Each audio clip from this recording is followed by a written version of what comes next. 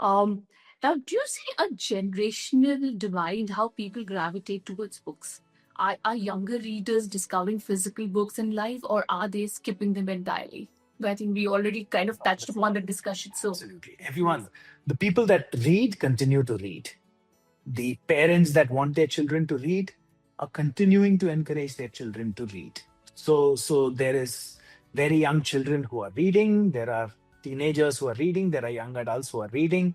There are young professionals in their 20s and their 30s that are reading. There are middle-aged people that are reading. There are old people that are reading.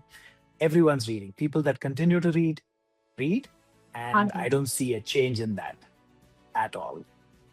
then that's really a good news actually, and I'm thanks to places like Atta Galatta.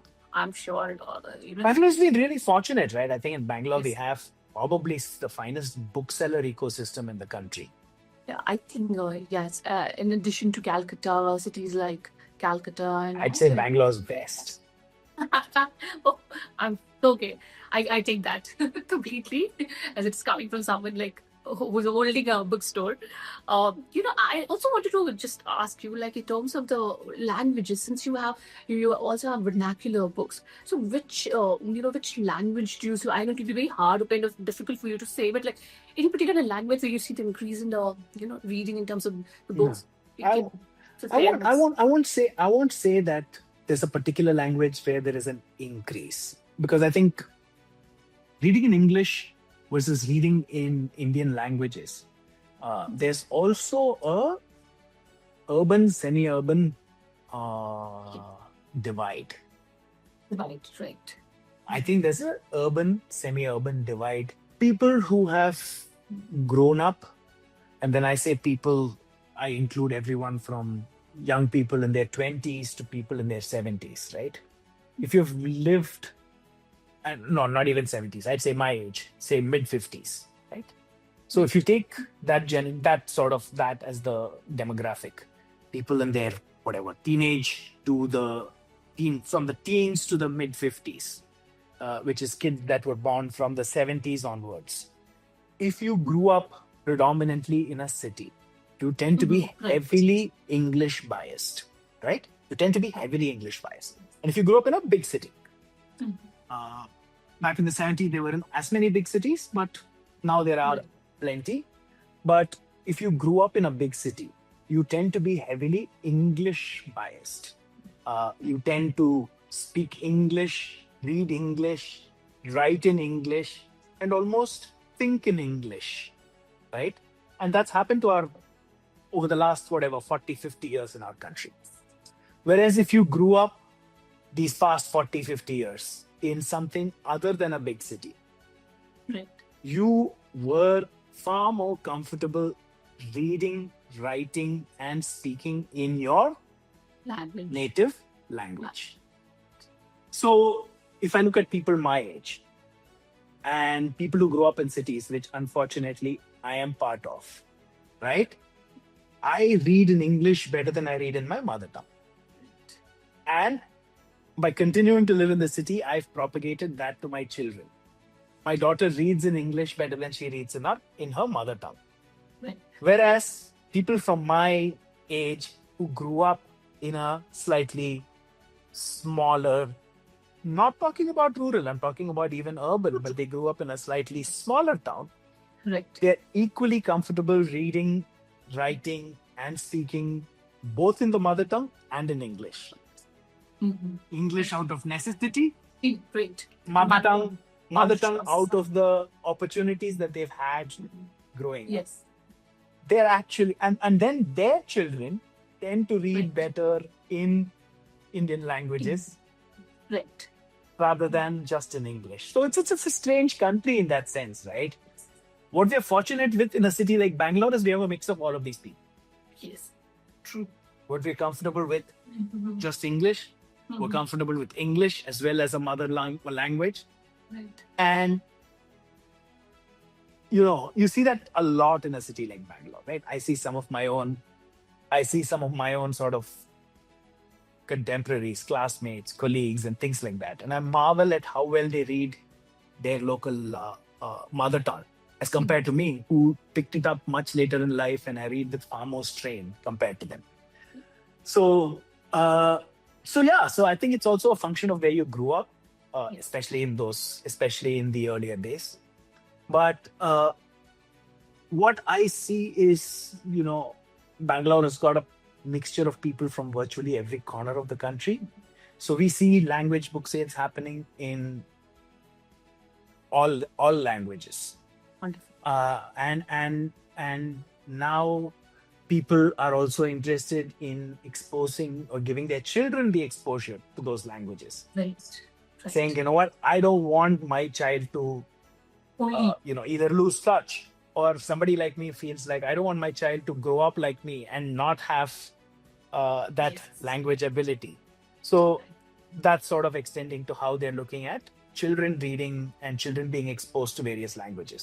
So I think in a city like Bangalore, we've been really, really fortunate because we're so cosmopolitan and we have people from virtually every corner of the country.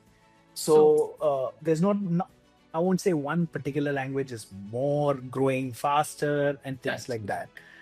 We have a wonderful sort of literary tradition in every language. So people that read in every language are really, really exposed to that sort of literary tradition. No, and as you really brought a very valid point, if parents today they want the children, because if they don't know the language, they also are avoid, or they can't even read what the literary experts have written. So it's very important. The more you read and you're introduced to various cultures and various kind of literary. Correct. So very valid point. Now, book cafes are increasingly seen as a serious business opportunities rather than just passion projects. So do you believe this model can become a scalable or even a venture scale business? No idea. I'm not the best expert on this, right? And again, the word book cafe is being thrown around Yeah. rather irresponsibly, right? No. I think most businesses are capable of being specialists only at one thing. Right? Especially young, growing businesses, I firmly believe, can only be specialists at doing one thing. It becomes next to impossible to be a specialist in multiple things, right? So what we've chosen to do is be specialists in the book business, right? So if you ask me what we're good at, we're good in the books. We're good with our books. I do have a cafe, but I look at that as a nice to have. I look at it as something that gives the people that come to my store a reason to linger for another half an hour. Right? If I came there and I was going to pick up a book and I see that a coffee is being served, I might grab a cup of coffee and browse for 15 minutes more and discover 2 or 3 books more because I have 15 minutes available. So I look at it like that. So I'm not a book cafe. I'm a bookstore. And I have a small cafe in there that offers people a nibble or a bite or a sip that, in my opinion, essentially increases the amount of time they spend in my bookstore. Right. That's the way I look at it. And as the next thing that we're good at is being this community space, right? Where people come and just linger, they hang out, they just sit and work here, or they attend an event, they attend a performance that happens here. And the same thing holds good for that as well. If you come there just to sit down and work, if there's a cup of coffee, you might end up working there for 3 hours instead of working here for just 1 hour. So I really don't know about a book cafe because I don't look at Atta Galatta as a book cafe. We're a bookstore. But I have seen places which call themselves book cafe where they're predominantly a food business and they have a shelf of books available for people to browse. Right. And they might be looking at it in a completely different way. They might be looking at the coin exactly from the opposite side, where they say, listen, if I'm coming in there for the food and I have a customer that is browsing a book, she might stay longer, and instead of just having, one dish, they might have two dishes. Mm. So I think to each their own. And I really don't know about this whole book cafe thing, because I think it's a word which is thrown around rather irresponsibly, and it doesn't allow that business to either define itself as a book Mhm. or a cafe business. Is it a book business or a cafe business? Is it So a book based on business that, yeah? so there's no lost identity, I say. Like It's this lost. It's a lost identity, right? yes. So Are you a blogger mother, or are you a mother blogger? yes, Are you correct. a Yes. blogger? Are you a mother podcaster or a podcaster mother? I mean, it's irrelevant, right? So I'll come to this question back. Let's set aside the word cafes. For for bookstore like Atta Galatta, I'm asking you primarily, like for example, I maybe somebody watching this the show podcast, and he is an avid book reader, or maybe he feels that that is he should start something of this a bookstore in a city like any city in India, as a matter of fact.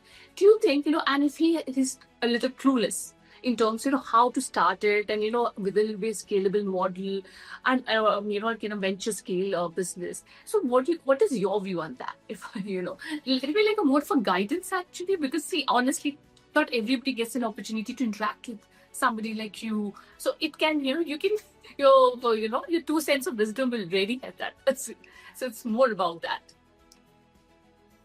Can it be a business? The short answer is yes. Okay. Right? But don't just look at Atta Galatta. Look at the bookstores in Bangalore. Right. And look at all the ones that are doing and succeeding and are around. I don't think any of the bookstores in Bangalore are running because the people who started it are funding it every month. Okay. Cannot, right? I mean, you could only do it so far. Mhm. Like with every business, I think with the bookstore business, the way I look at it Mhm. is you have to have a very low operational level view of why would people come to your store. Oh, because people read, they will buy books is not the reason. True. Right? If I look at, I'll use a couple of examples. I look at a Blossoms in Bangalore.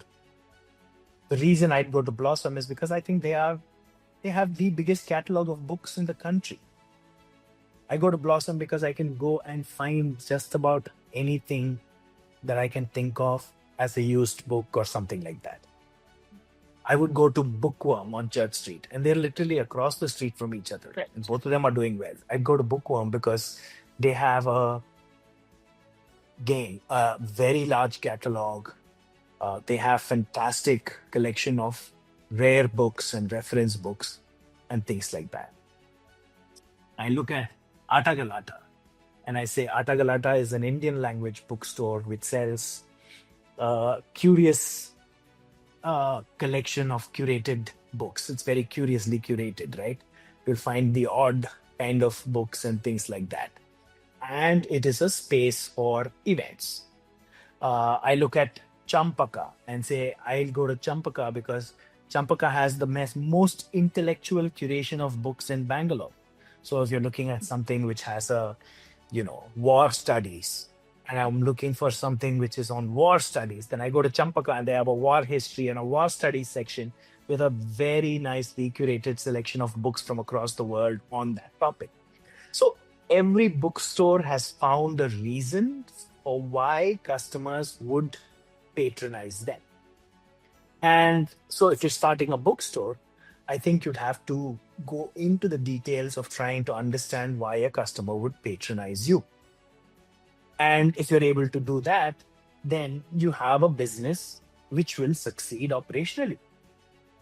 Now, venture scale and things like that are, I don't know. Yeah, I think it's inorganic venture funding. I think, and again, going back to my past life and my past experiences, venture funding is fantastic if you are either very, very capital intensive or you're looking to fund very rapid inorganic growth. A bookstore is neither of them. It's not something that will require hundreds of crores of capital unless you're planning to start a bookstore chain in every major city in India, right? Nor is it something that, in my belief, has the ability to have rapid inorganic growth, right? It's not about rapid inorganic growth. It's about tapping into an existing market and creating certain organic growth. So I'm not sure if a business like this, a bookstore business, especially a physical bookstore business, is something which is a venture fundable business. But is it something which is a nice operational business which will, do well? The answer is if you run it well, you can. Okay. So great. So that's a very important. That's interesting to know because yeah, that's what people are looking at actually. Because people are curious. They want to understand, but then they don't know how to. What are the know-hows basically how to start it. So yeah, coming from you, it is good to have. Now coming to my next question, it's very specific to Atta Galatta. What is the secret sauce for a successful bookstore today? I don't use the word cafe. As a successful bookstore today, is it the books, the community, the events, the food, or a specific mix of all of them? I can only talk about Atta Galatta, right? For us, I Yes. think, I think we try and do different things. We try and make sure that Atta Galatta, above everything else, remains a space where an artistic and a literary community thinks of as their own, right? Thinks of as there is going to be something artistic or something literary that is happening in Atta Galatta all the time. I know that they sell Right. books, and then there is a crossover between the two, right? I know I can go to Atta Galatta on a Tuesday afternoon and work from there because it's going to be a quiet space where I'm we're just surrounded by books and puts me in the right mind space to do what I'm trying to do. I'll go to Atta Galatta and chat up with a friend of mine because I like the overall atmosphere and I can drink a coffee there and it's not a expensive 300 rupee cup of fancy coffee, but an honest 40 rupee cup of coffee. So I think the secret sauce is, I think, trying to identify why you exist, why do customers patronize you, and doing that consistently on a daily basis from the time you wake up to the time you go to bed. So one of the things that we try and do at Atta Galatta, which I tell everybody that works here, whether it's our staff, whether it's the interns that work here, the volunteers that come here, when people come, smile at them and say, "Hi, welcome to Atta Galatta. Is this your first time here? Is there something that I can help you with? I will, please browse, but any point in time, if you need a recommendation, we're happy to provide a recommendation." So when you have to identify the things that you want to be, number one. You have to identify the things that you believe are the reason why customers patronize your business, and make sure you do this consistently on a daily basis from the time you start to the time you shut, and keep doing it day in and day out and day in and day out. And that's the only way to get what you want. I think that's the secret sauce. To me, the secret sauce is consistency, perseverance, to do the same thing over and over again. uh, you know just keep doing it. So if I may ask you just you to tell deeper, like if I say where exactly as you mentioned that the bread and butter comes from initially, like does it make business? Does it make business? If I may ask you, sorry, I'm getting like in terms of the events or is the books or where exactly? Because one I would say the new concept that we've seen on is like the hotels and the restaurants now are limiting the time that people spend on on the tables and I hope to God I never ever do that. yes. So no, I'm just saying, I'm just putting it here because here you're bringing up people and you want people to come and sit for hours, read, even though they're not buying the book. Let me put it in that scenario, right? Even though they are not buying, even maybe if they don't even buy a coffee from the cafe. So, you know, what are we looking at in terms of from the business point of view? It's a very pure business point of view I'm asking, actually. I'm not being altruistic here, but I'm being realistic, right? I'm not for a minute saying that uh, what we're trying to do is altruism, where, oh, I have created this space, you come and just hang out. But Yes. the reality, and I think this reality has proven itself over and over again to us over these past 14 years, is when you find patrons, and I'm using the word patrons, right, rather than customers, because I think patrons are far more important than customers. Patrons are the ones that turn into customers. Patrons are the ones that bring other customers. So I'm using the word patrons, but people come and patronize the business that you are running. They immediately turn into your supporters. A customer might not necessarily be your supporter, whereas a patron's always your supporter. So the young lady who comes from this college at the end of the day and sits here and does her homework will come back tomorrow with her friends. And then they will come back as a gang, and they will say, oh, listen, oh, you guys are doing the Bangalore Literature Festival. All of us are going to come there and volunteer and make sure that the pop-up bookstore that you put up at the Bangalore Literature Festival is manned, because Atta Galatta is mine. And I want to make sure Atta Galatta is successful and is represented well in the community. So that So it's the patron of yours, evangelistic. that young lady, and I'm not just saying this because I'm saying this from experience, that we've got such a community of this almost family who have been coming back and either hanging out or doing things for us or helping us when we need them the most for years. There are people who've come year after year after year for 8, 9, 10 years to the store. And so I think it's important that you don't reduce everything down to rupees, paisas, left and left column and right column, and arrive at a balance sheet, because then you tend to lose all the intangibles that make a business successful, right? And a business, number one, cannot be successful unless it has patrons, and unless those patrons turn into customers, and unless those customers turn into paying customers, and unless they pay enough to make sure that your income is greater than your expenses.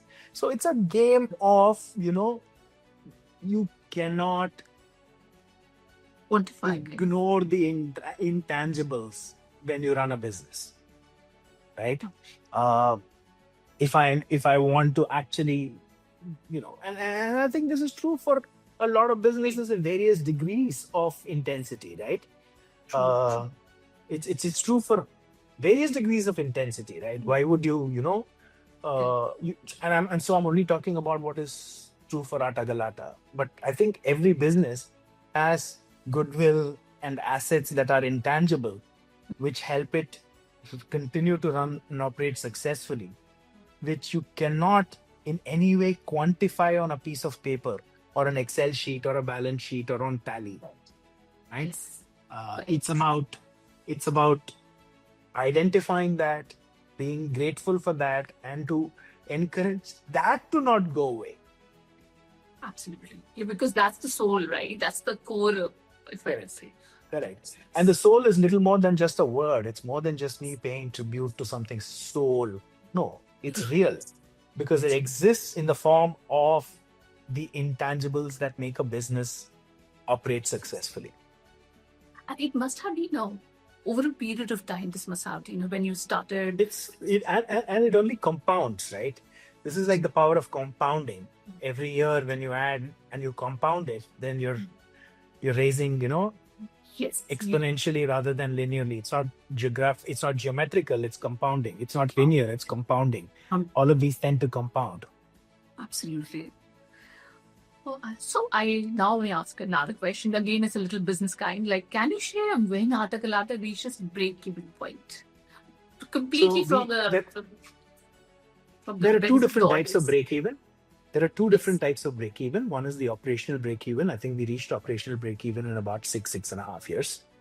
That is when our daily income was greater than our daily expenditure. And so one need not have to invest.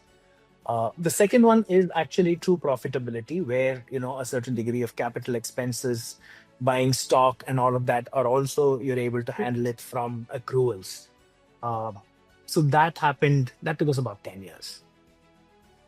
10 years. Okay. So it's a very patient capital kind of business, right? If I may say so. Yes, Okay. yes, yes, absolutely. And what were the toughest phases, in balancing the cultural impact with commercial sustainability? Should. I think that's a again, like I said, it's like saying how do you balance the tangibles with the intangibles, right? Uh, I think it's a ongoing uh, matter of attention. I think you have to make sure that on a daily basis, Mhm. one is tracking both the tangibles and the intangibles of the business. There's no balance per se, right? There's no balance per se, especially for a business like ours, where it is, our ability to stay relevant in people's minds. That is far more important than everything else, right? Absolutely. Just because I have more books doesn't mean I stay more relevant in people's minds. Right. The battle for us is to stay relevant in people's minds. That people think of Atta Galatta as a business they would like to continue to patronize. So for that, I mean, why would they come to Atta Galatta and buy a book when they can order it on Amazon? Absolutely true. Very true. Right? Yes. Why would you come to my business and buy a book when you could have bought the same book at another bookstore? Bookstore. So there's many decisions people make before they choose to patronize a business like ours. Right. Right? Right. They choose to, and a lot of this is about you staying relevant in their minds as an option. So one needs to constantly make sure that you stay relevant in people's mind as an option. Why did you come to Atta Galatta and buy children's books when you could have ordered them on Amazon? You chose to come here for reasons that are intangible and not necessarily in the matter of dollars and cents or 4 bullet points that I could do that. Overall experience, if I may say. It's an experience. Somebody said, why don't you go to Atta Galatta? They have a collection of children's books. You can find children's books of this type and that type, and they also have events, and it's a nice looking space. And you said, okay, fine, I'm going to go to Indiranagar today. Why don't I drop in? And then you came in and you liked what you bought for your daughter, and you go back and she liked what she did, and you're saying, next time I'll bring her and I'll let her sit there and browse the books on her own. And they're not going to tell me, oh, children are not allowed to handle books. So a lot of things are about the intangibles that allow you to remain an option in your patrons' minds. And that's important. And how do you stay relevant? What's the secret sauce? People ask me teenagers, right? You keep on reinventing itself, or what? No, I don't think it's about reinventing ourselves. It's about, I think, consistently continuing to do what you've done so far and not make any major mistakes along the way. It's about continuing to listen to what people are saying, listen to what people think they want from you. And it's just consistency. I think it's about consistency. I think most great businesses are consistent. Absolutely. So the key word is consistency, actually. Yes. I like that. Was there any specific pivot moment where you had to rethink the model to ensure survival growth? COVID for us was important because I think the entire model of Atta Galatta, the entire thing that we've spoken about so far, is predicated on the fact that this is a space where people get together. Right. This is a space where it's all about a physical space where people get together, right? Yeah. Whether you're strangers, whether you're people who know each other, it's a space where people got together. So COVID was important, and yes, we did a lot of events. Events are a way in which we bring people together. Events are a platform through which we bring audiences, artists, all of them together. And COVID was very important for us. COVID was a important sort of decision for us because everybody was doing things online. Everybody started to do things online, and we chose not to. We decided that we wouldn't just shift what we were doing online because we were about creating that offline experience. So we stubbornly stayed offline and stayed shut. So that was one of the times when we had to wrestle with whether, the prevailing circumstance, uh, you know, warranted if we would also start doing things online, which went against the principles and the sort of premise of why we existed. So that was important for us. And then I think we stayed, we just basically just shut down and stayed quiet. And once things came back, when that whole physical interaction was available to people, and at that time, you always worry about will people remember you because it's been a year and a half where you've not done things. Will they still remember out of sight, out of mind? Do they remember you? And I think we got lucky. People remembered us and they came back, and here we are continuing to do what we've always done. Wonderful. So, do you see Atta Galatta expanding to more locations or perhaps exploring franchise in the future? Not at the moment. Uh, because you have a very unique, I will say, unique offering in terms of the vernacular. It books, I'm is. sure. It is. It Yes. is. And again, it's again about the intangibles, right? If it's just a bookstore and I say, okay, I can open a bookstore, I can just stock books there. But that's not what we're about, right? Like I just spoke about for all of this while. It's not about just having books on the shelf. It's not just about saying, I will have another location where I have the same catalog of books available. Yes. What happens to all the rest that go into what I think of as Atta Galatta? Are we able to replicate it there? And if not, then why are we even doing it? Right. No, but one more thing. My one more point is like a city like Bangalore, where traffic and there are a lot of other issues, and people would crave to come to a place like Atta Galatta, and they may be able to only ending up coming in a weekend. But if they have a similar story of have Atta Galatta in their locality, it would be like wow, they would love it. So from that perspective, I'd say actually it's more about Maybe it's an opportunity. Maybe it's an opportunity, but it's not something that we're like considering. more considering. Yeah. Okay. And as you scale, what are the core values or elements of space that you would never compromise on? What we talked about, right? I think it Yes, remains just a go space for the community. Yeah, it remains a space for the community, and primarily, I think we'll never ever, compromise on that. It's not, we're not going to tell people, you have to leave in an hour if you don't buy a coffee or buy a book. Of course, our Wi-Fi password for the free Wi-Fi is buy a book. Okay. But it's just being cheeky and not being suggestive. it's, it's a nice way to nudge. It's just being cheeky. Beautiful. Whosoever coined it, whosoever came up with it. Very nice. One more question I would like to ask. So both is in addition in terms today, I understand you during COVID you did not go online, but today how? Definitely, there's something called digital marketing, and you need to market. I understand a lot many people. There is there is a word of mouth, and you spoke about patrons who bring more people, more patrons. However, do you still believe that there is a scope for digital marketing, and Atta Galatta needs to be there as well in terms. Absolutely.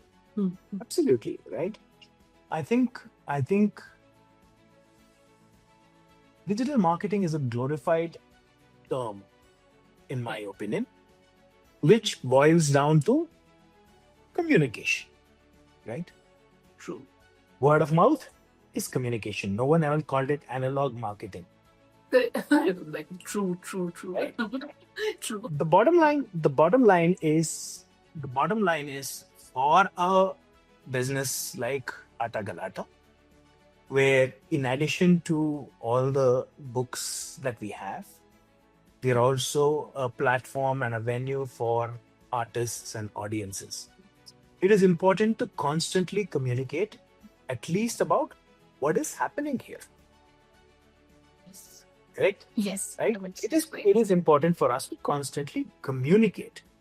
And digital is a great way in which you can communicate. I mean, we're no longer sending pigeons with messages tied to its feet. Instagram is the new pigeon. True. Very beautifully put. So definitely it is, right? You have to. So absolutely, it's all about digital, using all available means to communicate about yourself and what's happening here. I think is very, very important, and we do a lot of it. Definitely. And then But only, yes. I don't know. I don't know if you can call that digital marketing. Is that digital marketing, right? All forms of communication about what you do is a form of marketing. Right. But I think digital marketing means different things, right? It's when you're trying to sell products through digital. It's when you're trying to, Right. whatever. No, but I think So I think in Atta Galatta, so direct it's communication. So absolutely, let the for us, people it's know about what's happening. communication. Yes. Yes. It's about communication. It's about using all these digital platforms to communicate about what's happening. Absolutely. And it's really working well, I'm sure. We've done it for a, Yes. yeah, we do it a lot. Great. I think we've touched upon this question of someone with a strong business mindset, but perhaps not literally background, wants to start a culture-led space. What should they focus on first? I think we spoke about it, right? I think Yes, yes, yes. it's whether they open a bookstore, whether they open a cultural space, Yeah. doesn't matter. I mean, I opened a bookstore and I'm not an author. So I think running a space, being an enabler in that creator economy, being a catalyst in the creator economy are all opportunities that are available to people who don't consider themselves to be the creators, right? But I think what is important again is the same thing that we spoke about earlier, which is to identify what are the things that you'd be good at. Yes. What are the things that will make people want to patronize your business, and to do it consistently and do it consistently well. So whether it's a bookstore or a cultural space or whatever it is, or whatever business, yeah. I mean, if you start a restaurant, you'll have to think of the same thing. Right. Right? If you start a clothing brand, you have to think of the same thing, right? I mean, today if you start a restaurant, yeah, why would you start a restaurant? Why would you invest in a restaurant? You have to find out what you're good at. You have to find out if those are the things that your patrons want. And when your patrons start sort of interacting with your business, you are try and understand, are you delivering what your patrons want? And then you continue to do so on a daily basis. So I think what I'm saying is it's the same no matter what business that you do. The same principles apply. Everywhere. Or you're solving an existing problem, right? And Yes. and when it comes to things like culture and stuff like that, there are no existing problems, right? If you took a look at the existing problems and say, okay, fine, I've got this magic cure for world hunger, then fine, that is an existing problem that you're going to solve, right? Or you're going to say, you know what, I have something that will draw pollution out of the air. That is a solution to an existing problem. But I think with everything else, what you're trying to see is you see an opportunity space. So you better find out why you are best suited to cater to that opportunity space. And is it something that the patrons appreciate? One question I have, like I understand you said you are not an avid reader. You have been a reader, so don't. No, I read quite a bit. Oh, you read. So no, I meant to say, for instance, like since you also mentioned your wife, she came up with this entire idea of having a bookstore. So basically, trying to understand, like she already read a lot. So her contribution must have helped in terms of establishing the business and finding the niche, right? In terms of the what kind of books, right? Like for 100%. example, somebody who 100%. has no, yeah, somebody who's not an avid reader, like for 100%. example, yeah. So that is very much required, right? You need somebody who understands. Oh, You see, for the kind of okay, to go back. So when you look Yeah. at a bookstore and you look at my shelves, so you will see a certain level of curation that happens. right. Yes. Okay. Now, who decides what books are available for sale at Atta Galatta? is curation. Right. Okay.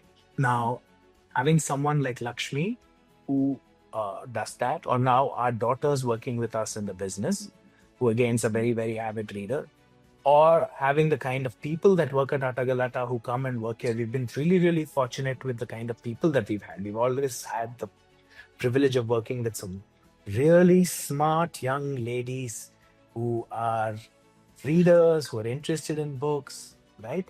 And have either taken a break from whatever else they're doing for a couple of years to come and work in a bookstore. We've been fortunate that we've had a long line of such people come and work with us. What we do is we let all of them decide on what books go on the shelves. Right. Yes. Now, if you did not know books at all, exactly. Yes. and let's say your idea was to do a bookstore which is super curated, you'd be an idiot if you try and get it yourself. You'd either Yes. find someone, you'd partner with someone, or hire someone who can do it for you, right? How many restaurant owners are cooks? Two. How many restaurant owners are chefs? Right. You need to hire the right experts. You need to have the Is right. you find someone to design your menu for you. You do someone to do the food tasting for you. You hire the right chefs. You hire the right service staff. How many restaurants are So I think again, we tend to look at books and ask these questions of book owners. How many people have you asked a restaurateur? Is he the best cook that he knows? Or because Yes. No, you no, I haven't. You haven't. You haven't. Yes. Right. Actually. Or do you go to I don't know, a clothing store and ask the owner, are you the best textile designer there is? You don't. Right. And yet you think to ask these of other businesses. Which is again, holding books to a higher standard. Yes. Yes, we've been fortunate. But that Lakshmi and Aparajita, my daughter, and a lot of our staff are interested. But then the metrics for what a business needs to succeed are things that any business owner needs to identify. And it's like a SWOT analysis. What are your strengths? What are your weaknesses? What are the opportunities? What are the threats? You do the same thing, right? And it's the same for every business. I'm thankful. And Mukesh Ambani doesn't know how to refine oil. Absolutely. Yes, yes. You just need to know the business. You need to be good at what you are at in terms of running a business, actually. On a personal note, what gives you the most hope and future of reading and literary arts? I didn't understand the question. What Sorry, gives me the most actually, hope? On personal note, what gives you most hope about future of reading and literary arts? The fact that so many young people are so passionately driven towards that creator economy, and the new kinds of creativity and the new forms in which some of the old creative works are currently being recreated and reimagined and things like that reinforces your belief that there is absolutely no limit to human creativity. There is absolutely no limit to human creativity. If you think you found the most creative person on earth, you will be proved wrong the next day, because there will be someone who comes across who will amaze you with their creativity. So the fact that there are a lot of young people, and even in today's day and age and things like that, there is no reduction in human creativity. And we see this, right, by virtue of what we do and by virtue of being that place where we sort of meet both audiences and artists, right? You see that there are so many mind-blowingly talented, amazing creators who are young, and okay, fine, this person's going to do this for the next so many years, so that form of art or whatever is safe for so many years. And then you see someone else who's coming and they're young and they're taking that forward in their own creative direction, and you're like, so yeah, I think this there's going to be no dearth of creative growth. Wonderful. And one more question I have, when it comes to Atta Galatta or any other space, does the success of our space like Atta Galatta also depend more on the location or a specific community it fosters? Those are two disconnected things. Your location and the community you foster are totally different things. Okay. You could have a community for what you do if the community feels like they connect with what you do. But having said that, location, like in everything else, is important, because if a business like ours that thrives or that depends on physical availability, Right. Mhm. you might as well be a little more accessible rather than a little less accessible. Very well put, actually. The strategically located place will always have accessibility matters Yeah. a lot more. Yes. Correct. Yes. Okay. Perfect. Because one more reasons why patrons choose to Mhm. patronize you. Very true. So I thank you so much, Subodh. I think we got the real secret sauce, of running a bookstore, and also, it was very engaging, interesting to talk to you to understand the soul, and also what entails to run a book business. More than a bookstore, it was more about the story, the narrative you spoke, and various points which confusions that we had, and you kind of cleared it. So thank you so much. It was indeed a privilege talking to you today. I hope you enjoyed the so much. discussion so much. Yeah. I did very much. Thank you so much, Kavita. Thank you. One more question, Subodh. I mean, not recorded, but yesterday the Karnataka government, came up with this ban on social media for kids. For the use of social media for the kids under 16. What's your take on it? Do you see? Your reaction says it all. I have no idea why the government thinks of that as something important they have to do. I have no idea why the government thinks it's important for them to do stuff like this. Okay. We live in a country where government capacity is suboptimal. We live in a country where the government hasn't delivered on essentials and on things that only government can deliver on. Right? True. If it's a government's job to give you the infrastructure in the form of roads and drains and water and uninterrupted power, those are things only a government can provide. Right?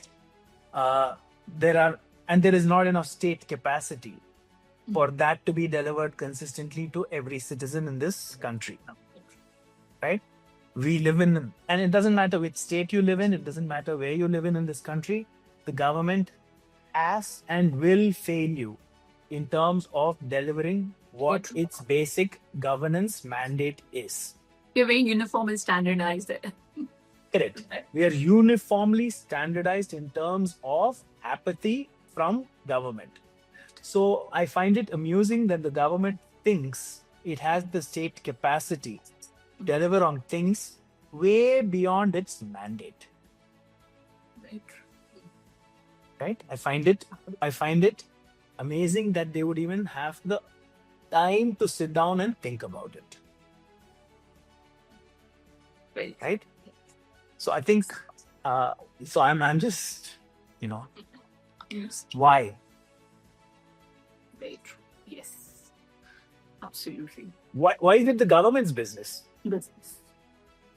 It should be true. They have a lot more choice. If you're a 16-year-old, then the parents, your siblings, your extended family have the capacity to either moderate, allow, disallow, whatever that. What is the government now going to do? Put a special program in every 16-year-old's cell phone and computer and make sure she doesn't access the social media. I mean, I find it always amusing when government overreach. When the government overreaches into domains that they have absolutely no capacity to either govern or or mandate. So yeah, I find it very amusing. Yes. Good thought, You actually. can't have more than 2 dogs in the house. You can't do this. You can't eat this. You can't wear this. It's not the government's business to be involved in things like this. Absolutely. Very true. Absolutely true. Yes. Yeah. I think we need more experts like you to voice it out. And yes. We're a republic, yeah. We're not only a democracy, we're a republic. Let the government To work on let the government work on making sure that we remain a republic and protect what's already written in the constitution. Yes. Yeah, yes. Rather than getting into our day-to-day lives, actually. Very true. Yes. Which you have no capacity to handle, right? Capacity to handle. Absolutely. They don't have capacity to handle more than anything. Absolutely. Yes. Thanks to love Subodh. I hope you really liked the discussion. So I enjoyed it Dave, very thank much. you so much. Yes. Happy Yes. to Thank you so talk much. to you today. Okay. See you then. Thank you so much.